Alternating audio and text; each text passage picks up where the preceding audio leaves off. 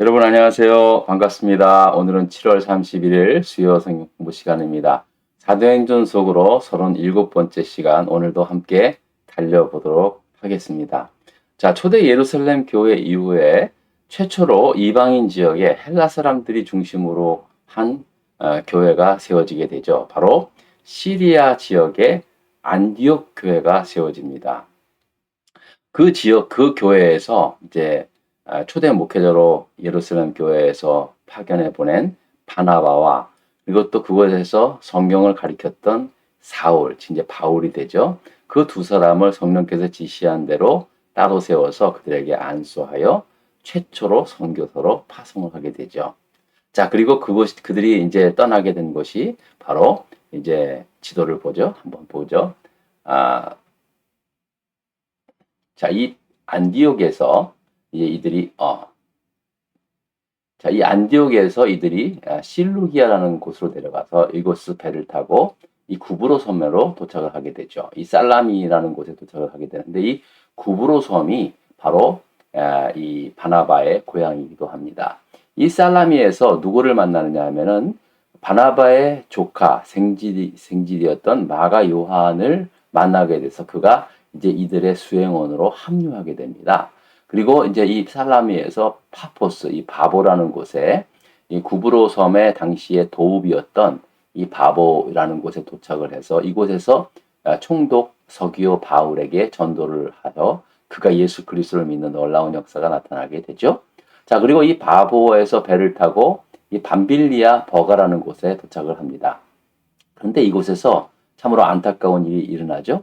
이 살라미에서 합류했던 바나바의 조카 요한이 다시 예루살렘으로 돌아가게 됩니다. 그 이유는 정확히 알지는 못하지만 아마도 이 일로 인해서 바나바와 바울이 상당히 다툰 그런 일이 일어난 것을 보면은 별로 좋지는 않았던 것 같아요. 아무래도 어린 청년이니까 너무 힘들고 너무 너무 힘들고 좀 고통스러워서 돌아간 것이 아니었는가 그렇게 생각을 해봅니다. 자, 그래서 이제 이곳에서 마가 요한이 돌아가고 바나바와 바울은 계속해서 이 험한 순령을 넘어서 이제 이 비시디아 지역의 안디옥에 도착을 하게 됩니다. 자, 이제 보겠습니다. 자, 이 안디옥에서 이제 안디옥에 도착한 이 아이고 이 바나바와 바울이 이제 안디옥의 회당에 들려서 그곳에서 이제 복음을 전하게 되지 않습니까? 자, 바울의 설교를 통하여 이제 안디옥의 회당에 모여 있는 모든 사람들에게 복음을 전하게 되는데요. 지난 시간에도 물어봤지만 바울이 전한 복음의 핵심적인 내용이 세 가지입니다. 첫 번째는 바로 십자가에 달리신 예수 그리스도가 바로 하나님께서 보내신 독생자고 하나님께서 그를 십자가에 달려 못 박아 죽었지만 그를 다시 내셨다라는 그런 말씀을 전하게 됐고요. 두 번째로는 바로 이 예수 그리스도의 십자가의 은혜로 우리가 죄 사함을 받게 된다는 말씀을 전했고요. 그다음에 세 번째로는 하나님의 독생자 예수 그리스도를 믿는 자마다 의롭게 된다라는 말씀을 그들에게 전하게 되었습니다. 자, 이 말씀을 전해드린 비시디 안디옥 사람들은요, 너무 말씀이 놀라운 거예요. 생전 처음 들어보는 그런 말씀이었습니다. 그래서 그들이 이제 요청을 하지 않습니까? 다음 주에 또 말씀을 전하라고. 금방 이 소문이 삽시간에 퍼져서 비시디 안디옥에 있는 모든 사람들이 바울이 전하는 메시지, 이 복음을 듣기 위해서 모여들었습니다.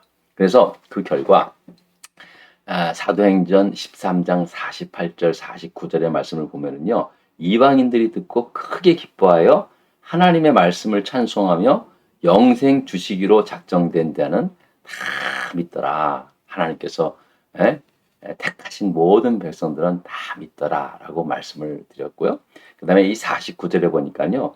주의 말씀이 온 지방에 두루 퍼지니라라고 말씀을 하고 있습니다. 이 비시디아 안디옥에서 전한 복음이 이제 근처에 있는 모든 지방으로 막 퍼지게 된 거예요. 막 사람의 입소문으로 막 널리 이제 퍼지게 되었다는 사실입니다. 자, 그러나 반대로 어디를 가나 반대 세력은 있는 거죠. 이 바울이 전해주는 이 복음을 거부한 이 유대인들이 그 당시에 이 비시디의 안디옥에 아주 유력한 신분을 가진 사람들, 그런 사람들을 막 선동을 해가지고, 야, 이 사람들을 여기다 두면은 큰일 난다. 막 이제 막 선동을 했겠죠. 그래서 이 바나바와 바울을 막 내쫓아 버립니다. 그래서 결국 이 바울과 바나바가 이제 이 비시디의 안디옥을 떠나서 어디로 갔냐면 이고니온이라는 곳으로 가게 되었다는 것이죠. 다시 지도를 보겠습니다. 자, 이고니온이 어떤 곳이냐면요. 여기가 이제 비시디아 요 안디옥이거든요. 이 안디옥에서 이고니온이라는 곳으로 갔어요. 근데 이 이고니온이 지리적으로 보았을 때 상당히 중요한 곳입니다. 이제 이 바울이 2차 전도 여행서부터 이 안디옥 교회에서 이제 육로로 가지 않습니까? 그래서 이 육로로 통해서 이제 갑바도기아로 갈는지 아니면 이 갈라디아로 가든지 뭐 이렇게 이제 또 아니면 또 이제 또 그리스로 결국 가게 되지 않습니까? 자, 그런데 아무튼 이 이고니온이라는 지역을 거쳐서 갈 수밖에 없다는 거죠. 예? 여기가 이제 이쪽이 이제 에베소라는 건데요. 이 가장 그 당시에 이제 중요한 요충지였던 곳으로 가려면은 반드시 이고니온이라는 지역을 거쳐야만 합니다. 그래서 이제 앞으로도 계속해서 2차 전도여행, 3차 전도여행에는요, 이 이고니온이라는 지명이 많이 나옵니다. 또 이 이고니온이라는 곳은요, 지금 여기가 터키 지역이거든요. 이 당시에 터키 지역, 이 당시뿐만 아니라 지금까지도 이 터키 지역, 튀르키에 살고 있는 모든 사람들의 모든 사람들을 먹일 만한 그 빵을 만들어내는 그 밀을 생산지로 유명합니다. 예?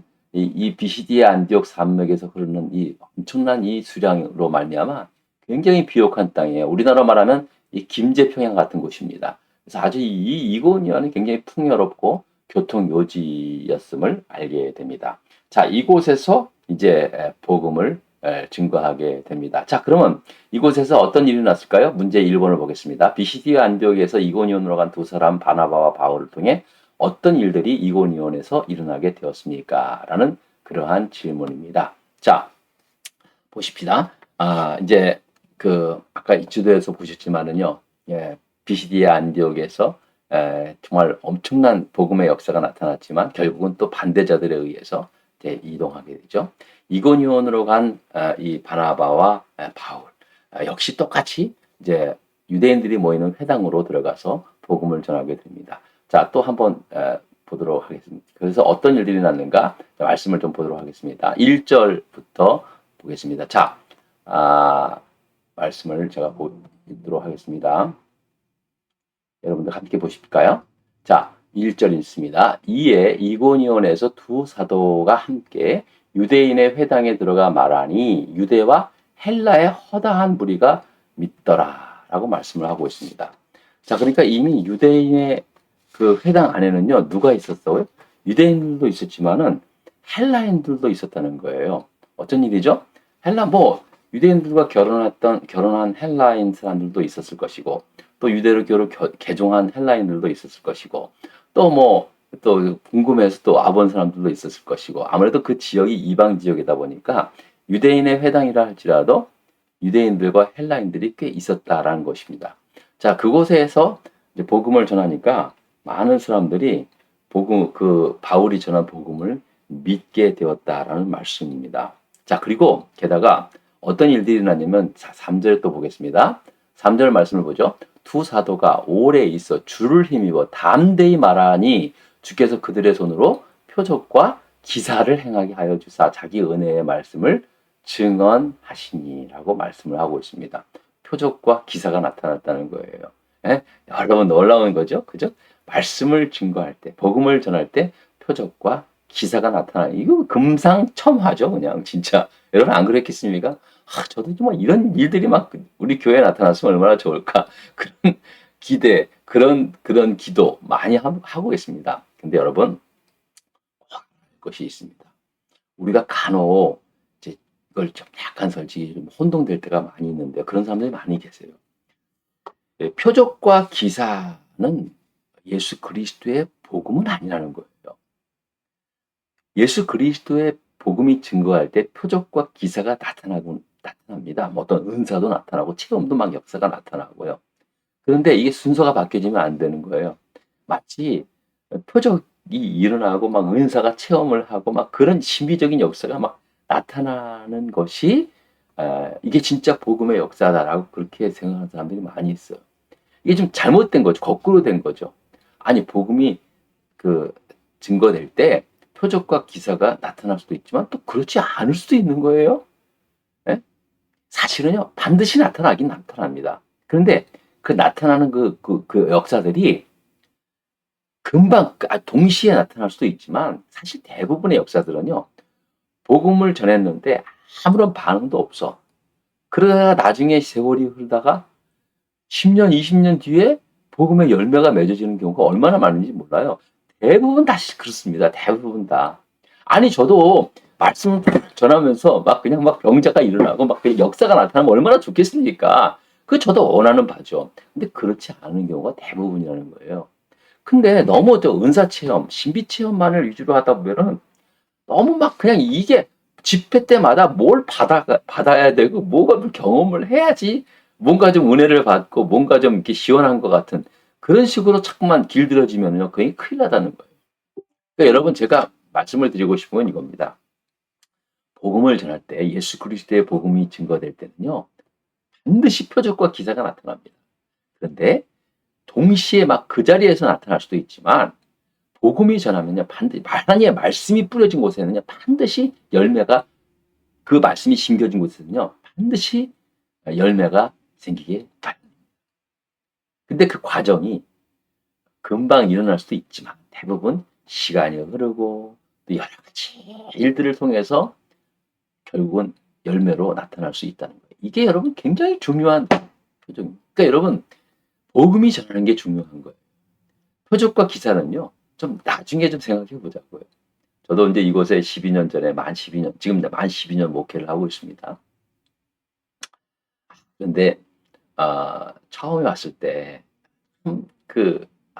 저분들 교회에 나왔으면 얼마나 좋았을까. 이제 그렇게 마음에 두고 기도하시는 분들이 계셨어요. 근데 10년, 뭐 3년이 지나고 5년이 지나도 뭐 아무래도 거리가 머니까 그럴 수도 있겠죠. 그런데 올해부터 12년 되던 해에 올해부터 정말 그렇게 12년 동안 기도했던 분들이 이제 또 이렇게 다시 교회에 나오기 시작을 한 거예요. 이 얼마나 놀라운 일인지 몰라요. 여러분, 이게 저뿐만 아니라 우리 코발리스타인 장로교가 28년 전에 이곳에 세워지지 않았습니까? 여러분, 28년 아직도 하나님의 놀라운 표적과 이적은요, 아직도 진행 중이고 계속해서 나타나게 될 것입니다. 여러분, 10년 전, 20년 전에 우리가 기도하면서 이곳에서 복음을 전했던 사람들, 또 우리 아이들, 제가 늘 그러잖아요. 우리 아이들을 위해 축복할 때 이 아이들이 커서 앞으로 어떤 인물들이 될지 모른다. 그런 말씀을 강조하고 있는데요. 여러분, 표적과 이사는 정말로 중요합니다. 그러나 그것이 당장에 나타나지 않는다라도 반드시 복음이 증거되는 곳에는요. 표적과 이적이 반드시 나타났을 걸 믿고 우리가 기도하자고요. 예? 그런 믿음을 가져야 된다는 거예요. 근데 표적과 이적이 복음처럼 생각해서는 안 되는 거예요. 그것은 하나의 나타나는 현상일 뿐이죠. 네, 우리가 거기서 마음에 두지 말자고요. 자, 바울과 바나바를 보십시오. 이들이 뭐 예수를 믿자마자 막 복음의 역사가 막 나타났습니까? 그렇지 않은 거예요. 예? 예? 그 험난한 그 선교 여행길, 막 때로는 막 쫓겨나기도 하고요. 막 그런 일들이 얼마나 일어났습니까? 예? 그럼에도 불구하고 이들을 통하여 놀라운 역사들이 계속해서 나타났다는 거죠. 예? 이게 중요한 거예요. 잠깐만요, 여러분. 전원을 아직 안 켰어요. 그렇기 때문에 우리가 우리의 포커스를 어디다 두느냐. 복음. 예수 그리스도의 십자가의 복음. 이것만 제대로 증거되면은 교회는 결국은 놀라운 표적과 이적의 역사들이 나타나게 될 줄 믿습니다. 저는 그 믿음으로 지금까지 목회를 해왔고요. 또 앞으로도 하나님께서 그런 역사들이 이루어질 것을 저는 분명히 믿습니다. 아멘. 예. 예. 자, 그런 믿음을 가지고요. 자, 또 그런데 안타깝게도요. 어떤 일들이 또 일어나냐면요. 자, 우리 14장 2절 보겠습니다. 14장 2절. 그러나 순종하지 아니한 유대인들이 이방인들의 마음을 선동하여 이 형제들에게 악감을 품게 했다. 악감을. 이게 선동이 이만큼 무서운 거예요. 그래서 어떻게 했습니까?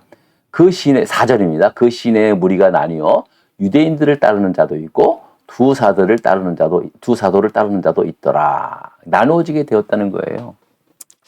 참 여러분 이렇게 보면서요. 어떻게 똑같은 말씀이 증거되는데 이 말씀을 듣고 예수 그리스도를 복음을 믿어서 하나님의 자녀가 된 사람도 있는가 하면 이 말씀을 듣고 악감정이 생겼다는 거예요.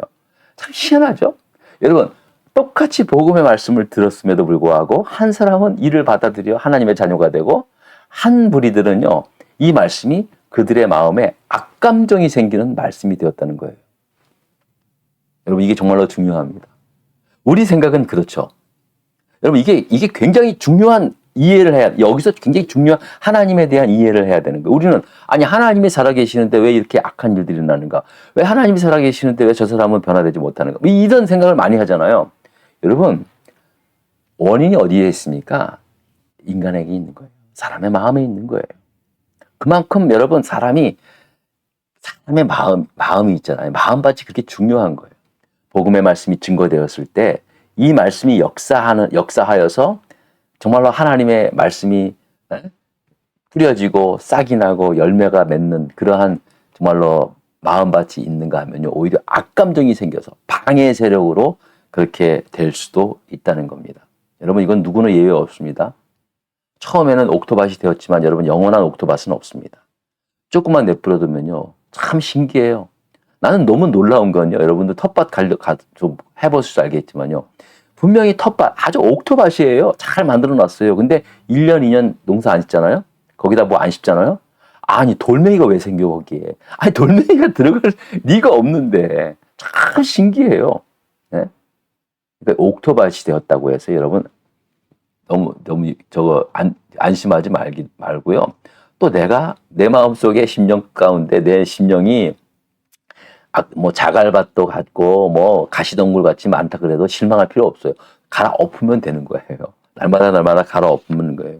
중요한 것은 이것입니다. 복음의 말씀이 증거될 때 어떤 이들에게는 생명의 말씀이 되고 어떤 이들은 악한 말씀이 될 수도 있다는 거예요. 말씀의 문제가 아니에요. 우리의 받는 심령의 문제인 거예요. 이 때문에 여러분 참말로 중요한 거는요. 심령입니다. 우리의 심령이 성령께서 우리의 심령을 갈아엎을 수 있도록 내 마음을 맡기는 것 이게 정말로 중요한 겁니다. 여러분 결국은 둘로 나누어졌어요. 한 무리는 바울과 바나바를 따르는 무리가 되었고 한 무리는 선동에 끌려서 그 바울과 바나바를 복음을 내쫓는 그런 무리가 되었다는 사실입니다. 둘 중에 하나입니다. 결국은 둘 중에 하나입니다. 여러분 우리 하나님의 말씀을 따르는 주님의 몸된 교회를 사랑하고 섬기는 저와 여러분 모두에게는요. 어떠한 일이 있어도 이 생명의 말씀 붙잡고 끝까지 내 심령에 요동치 않고 오직 주의 말씀, 오직 주의 복음을 사모하며 끝까지 주님을 따르는 그러한 우리 모두가 될 수 있기를 부탁을 드리겠습니다. 다음 주에 또 뵙겠습니다. 감사합니다.